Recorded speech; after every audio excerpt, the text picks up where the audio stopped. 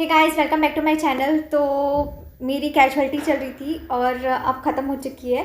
लेकिन लास्ट दिन जिस दिन मेरी कैजुअलिटी थी उस दिन मेरी थी नाइट शिफ्ट। और ऐसा था कि मेरी नाइट शिफ्ट ख़त्म होती है सुबह 8 बजे और मेरे को 9 बजे करेक्ट, मेरे को 9 बजे दूसरे डिपार्टमेंट में जाके ज्वाइनिंग करना था। तो मुझे लगा कि मैं ज्वाइन करूँगी और मैं ज्वाइन करके वापस आ जाऊँगी। मतलब मैं सोची कि मैं सर को बोल दूँगी मैं वापस आ जाऊँगी, क्योंकि मोस्टली ऐसा होता है कि लोग नाइट शिफ्ट के बाद जिस डिपार्टमेंट में जाते हैं उस डिपार्टमेंट में वो बात कर लेते हैं, तो उसके बाद उनको भेज दिया जाता है। लेकिन मेरी किस्मत इतनी ज़्यादा ख़राब है ना, इतनी ज़्यादा ख़राब है।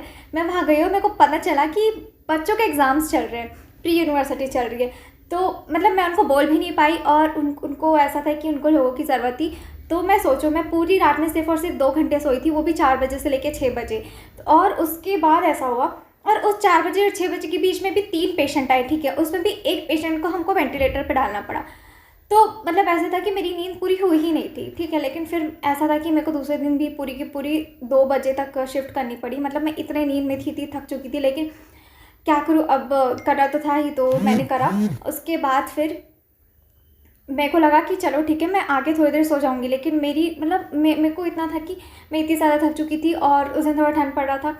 तो मतलब ऐसे तैसे करते मुझे सोने में बज गए 5। मतलब आप सोच रहे हो। और ऐसा नहीं ना कि मैं कैजुअलिटी है, मेरी नाइट शिफ्ट है तो मैं उसके एक दिन पहले, मतलब अभी अगर मेरी रात में नाइट शिफ्ट है तो मैं ऐसे दिन में सो के चली जाती हूँ। लेकिन उस दिन ऐसा होता कि मेरे को नींद नहीं आई थी, ठीक है। और मैं उठी हुई थी सुबह के 7 बजे से लेके दूसरे दिन के 7 बजे, हो गए 24 घंटे। उसके बाद फिर उसी दूसरे दिन के 5 बजे, मतलब ऑलमोस्ट 36 घंटे की शिफ्ट हो गई थी मेरी, और मैं पूरी 36 घंटे जागी हुई थी। मतलब सोचो, आप इंटर्नशिप में 36 घंटे जाग रहे हो। बाप रे, मेरी तो हालत ख़राब हो गई थी, पता है।